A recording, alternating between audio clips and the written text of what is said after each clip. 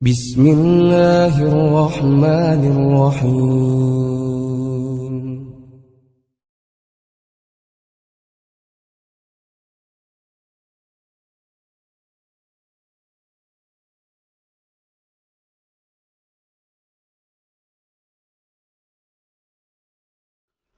Alhamdulillahirabbil alamin wa bihi nasta'inu ala umuri dunya waddin.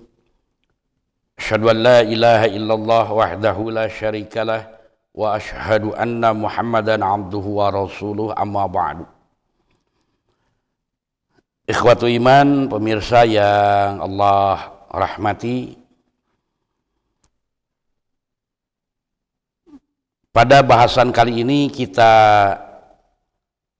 sama-sama untuk melanjutkan bahasan pada surat Al-Baqarah. Setelah pada ayat sebelumnya Allah menceritakan tentang masih orang-orang Yahudi yang mana mereka melakukan pembangkangan atau juga berpaling dari aturan Allah itu secara sengaja dan direncanakan.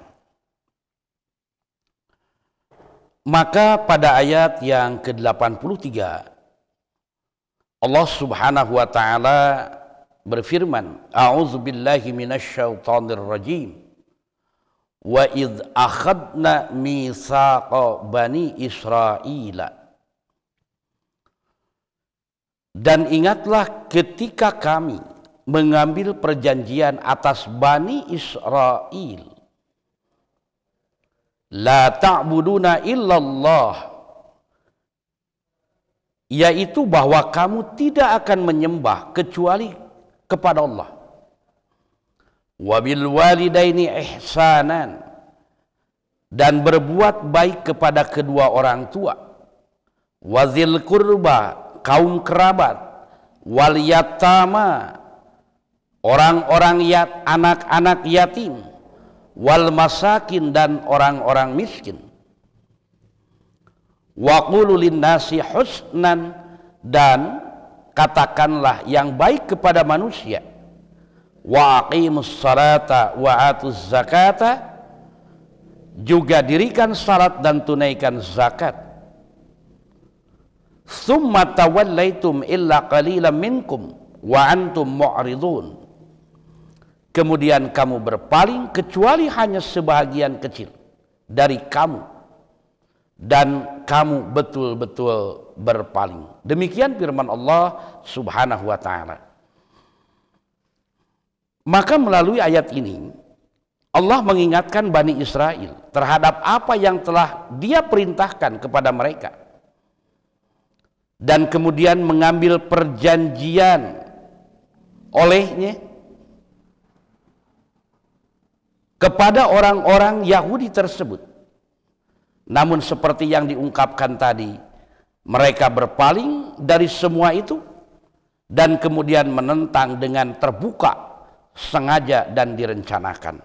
Mereka menghindar, mencari alasan, bukan untuk meminta kejelasan, tapi mereka mencari alasan ini dan itu adalah agar terlepas dari tuntutan. Itulah orang-orang Yahudi.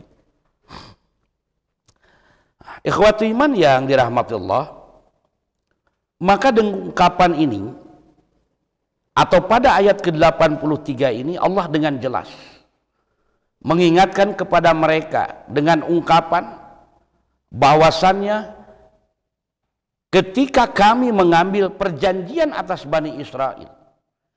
Yang dimaksud perjanjian di sini Imam Ibnu Katsir mengatakan al-misaku al-ahdu syadidul muakkadu, yaitu janji yang kuat dan pasti. Yang mana tentunya terkait dengan pengakuan mereka tentang keberadaan Allah dan keharusan menyembah kepada Allah sudah diterangkan di ayat-ayat sebelumnya. Bahkan kita ingat sebelum mereka dilahirkan, ketika ditiupkan ruh, sudah ada perjanjian antara dirinya dengan Allah Subhanahu wa ta'ala. Maka yang dimaksud di sini adalah perjanjian yang mana al-misaku itu, kata Imam Ibnu Katsir, kismani, ada dua. Yang pertama ahdu hilqatin wa fitratin, dan yang kedua wa ahdu nubuwatin wa risalatin. Yang pertama adalah janji kejadian dan fitrah, dan yang kedua adalah janji kenabian dan kerasulan. Maka yang dimaksud dengan hal ini dalam ayat 83 al-misak itu adalah wa huwa al-muradu huna. Dan yang kedua inilah yang dimaksud dengan ungkapan janji tersebut, di mana beliau menyatakan wa hadzal ahdu ukhida alaihim ala lisani Musa wa ghairihi min anbiyaihim. Janji ini dibebankan pada mereka melalui lisan Nabi Musa alaihissalam dan nabi-nabi lainnya dari Bani Israel. Artinya tentang keberadaan Allah sudah disebutkan dan sudah dijelaskan kepada mereka. Artinya tidak ada alasan bagi mereka untuk menolak menyembah hanya kepada Allah. Tidak ada alasan bagi mereka bahwa mereka belum menerima penerangan, penjelasan, keterangan dari orang-orang yang diutus oleh Allah. Kenapa? Karena diantaranya melalui lisan Nabi Musa dan Nabi yang lainnya sebelum Nabi Musa alaihissalam itu sudah dengan tegas diungkapkan.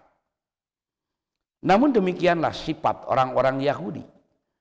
Mereka tetap mengingkari secara zahiriyah. Mereka tetap menghindar dari tuntutan dengan alasan ini dan itu yang mereka ada-adakan, bukan karena ketidakmengertian, tapi karena keengganan untuk mewujudkan ketaatan.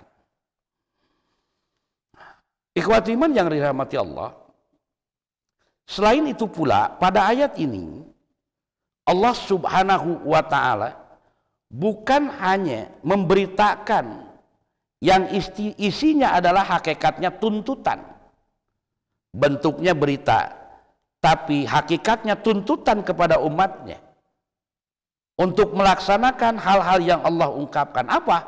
Yang pertama, la ta'buduna illallah, janganlah kalian menyembah kecuali hanya kepada Allah. Larangan berbuat kemusyrikan, larangan menyekutukan sesuatu dengan Allah, menyamakan sesuatu, menyamaratakan statusnya dengan Allah. Itu adalah perbuatan dosa besar. Demikian pula dengan ungkapan yang selanjutnya, di mana Allah subhanahu wa ta'ala menyatakan kembali ada perjanjian yang sudah Allah tentukan, yang merupakan perintah tuntutan dalam ajaran agama yang dibawa oleh Nabi Musa. Apa? Wabil walidaini ihsanan, yaitu bahwa kamu diperintahkan untuk berbuat baik kepada kedua orang tua, berbuat ihsan, yang dalam ayat lain, keterangan lain disebutkan dengan ungkapan birrun, di mana keduanya mempunyai makna tertentu. Kalau dalam ayat ini Allah menyatakan wabil walidaini ihsanan, kita tahu kata ihsan ini digunakan untuk menggambarkan sesuatu yang lebih dari yang diwajibkan. Artinya merupakan kelebihan dari yang telah menjadi tuntutan. Seperti sholat itu hukumnya wajib yang 5 waktu. Maka selain dari itu nilainya nafilah, ada juga yang mengatakan nilainya ihsan. Makanya kalau sesuai dengan apa yang menjadi tuntutan, boleh juga dikatakan itu adil. Kelebihan dari yang ditentukan itu ihsan. Kewajiban zakat 2,5 kilo atau 2,8 kilo, orang membayar 3 kilo, maka yang kelebihannya boleh dikatakan juga ihsan.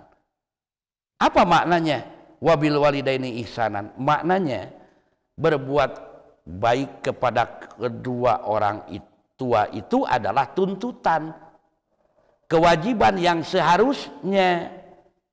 Namun berbuat baik kepada kedua orang tua harus ada nilai lebih dari yang diwajibkan. Demikian pula dengan ungkapan yang lain. Dengan ungkapan birrul walidaini. Yang mana kalimat birrun itu seperti yang kita mafhum adalah ungkapan yang menggambarkan asal arti dari kata barrun, daratan luas. Birrun seperti daratan luas. Artinya berbuat kebaikan kepada orang tua tidak ada batasnya. Makanya wajar kalau kemudian pada ayat ini berbuat baik kepada kedua orang tua ditempatkan setelah tuntutan dari Allah Subhanahu wa Ta'ala untuk hanya kepadanya beribadah. Seolah-olah keberadaan orang tua sejajar dengan keberadaan Allah Subhanahu wa Ta'ala dalam hal apa? Dalam hal harus menunaikan tuntutannya. Makanya kan ada satu riwayat yang mengungkapkan ridallah bi ridal walidain, sakhtullah bi sakhtil walidain. Ridho Allah itu diantaranya ditentukan dengan ridhonya orang tua, dan murka Allah itu diantaranya ditentukan dengan murka kedua orang tua. Saking tingginya kedudukan yang menjadi kedua orang tua di mata Allah Subhanahu wa Ta'ala. Makanya ungkapannya pun dengan ungkapan wabil walidaini ihsanan, artinya harus ada nilai lebih. Birrul walidaini artinya tidak terbatas, sehingga bukan hanya ketika mereka hidup, bahkan setelah mereka wafat pun berbuat baik kepada kedua orang tua tetap bisa berjalan, minimal dengan mendoakan keduanya atau melanjutkan kebaikan-kebaikannya, menghormat sahabat-sahabatnya. Itu bagian dari birrul walidaini.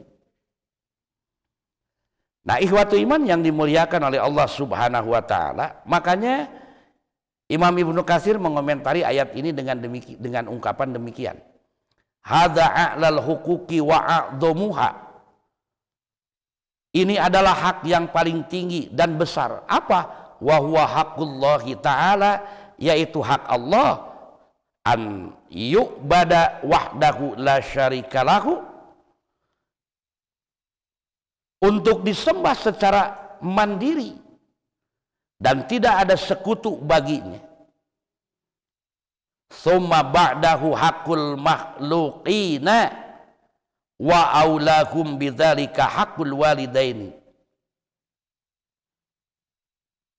Kemudian setelah itu menerangkan hak makhluk-makhluknya, dan yang paling utama adalah hak kedua orang tua.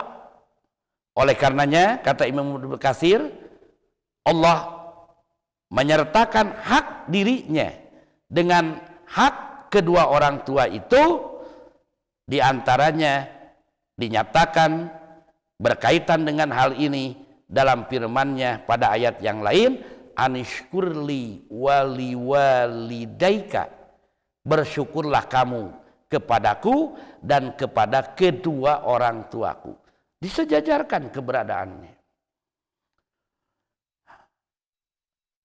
Kemudian pada ayat ini juga diungkapkan bahwasannya selain janji orang-orang terhadap Allah itu tidak menyembah kecuali Allah, berbuat baik kepada kedua orang tua, juga wadzil qurba, kepada kaum kerabat, kaum-kaum yang terdekat yang dari sisi nasab. Kemudian wal yatama wal masakin, kepada orang-orang yatim dan orang-orang miskin.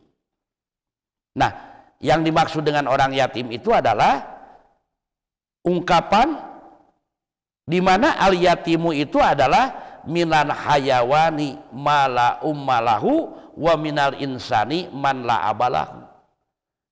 Kalau di kalangan binatang yang disebut yatim itu yang kehilangan induk. Sedangkan di kalangan manusia yang disebut yatim itu kehilangan ayah. Itu bedanya. Kemudian disebutkan juga al-masakin. Yang mana yang disebut al-masakin itu? Sebab nanti ada al-fakir, fuqara, masakin. Yang disebut miskin itu adalah huwal ajizu anil kasabi. Orang yang tidak mampu berusaha untuk mencari kehidupan. Sedangkan orang yang fakir itu mempunyai kehidupan tapi tidak mencukupi untuk menutupi kebutuhan. Nah, ikhwati iman yang dimuliakan oleh Allah Subhanahu wa taala.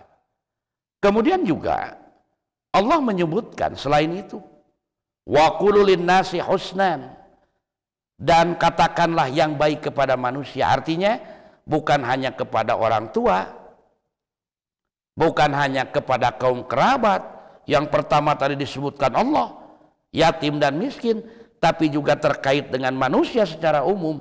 Kita harus tetap berperilaku baik, bukan hanya terkait dengan ucapan tentu saja, tapi juga terkait dengan perbuatan siapapun itu orangnya.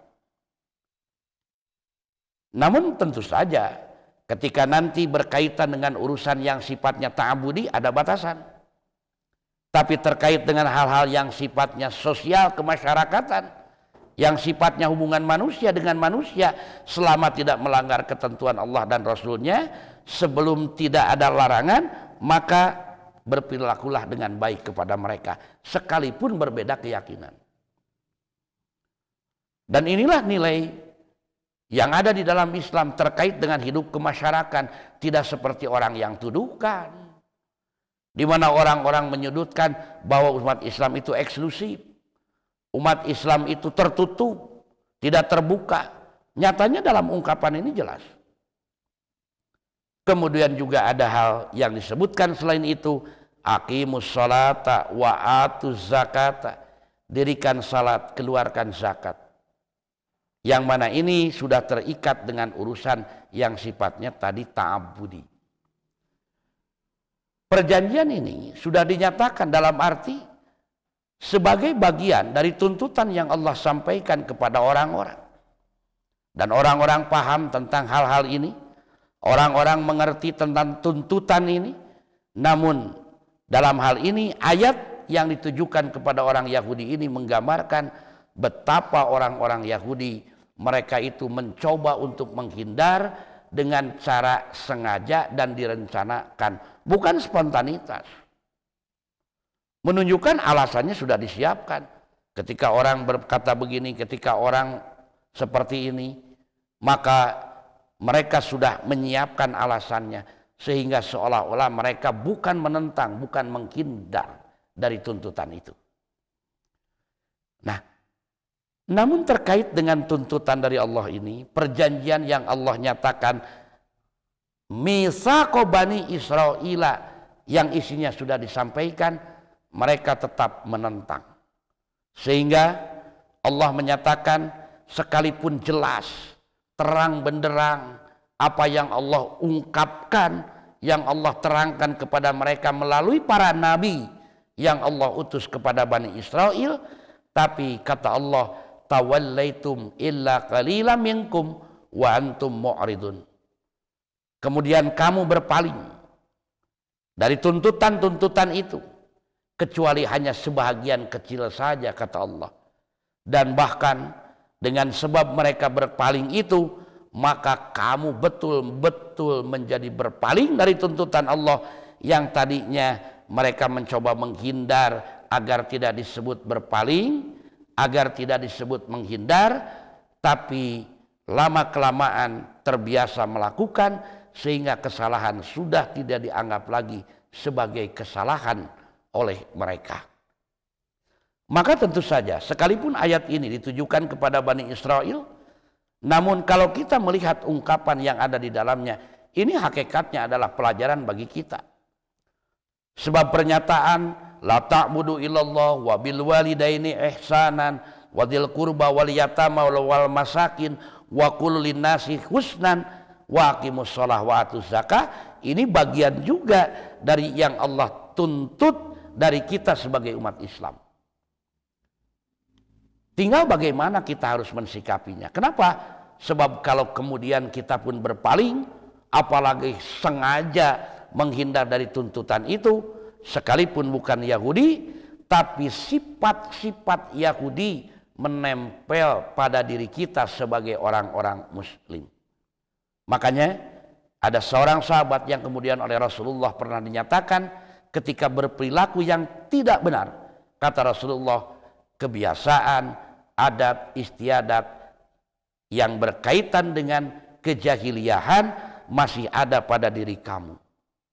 Maka tentu saja dengan ayat ini pula kita diingatkan jangan sampai adat, istiadat, kebiasaan orang-orang Yahudi tanpa terasa menempel dalam diri kita, diantaranya menghindar dari tuntutan Allah, menghindar dengan sengaja, bahkan direncanakan ketika ada orang yang menegur kita. Jangan sampai terjadi yang demikian. Itulah yang dapat saya sampaikan dalam kesempatan ini. Semoga bermanfaat. Aqulu qauli hada wa astaghfirullah li wa lakum. Assalamualaikum warahmatullahi wabarakatuh.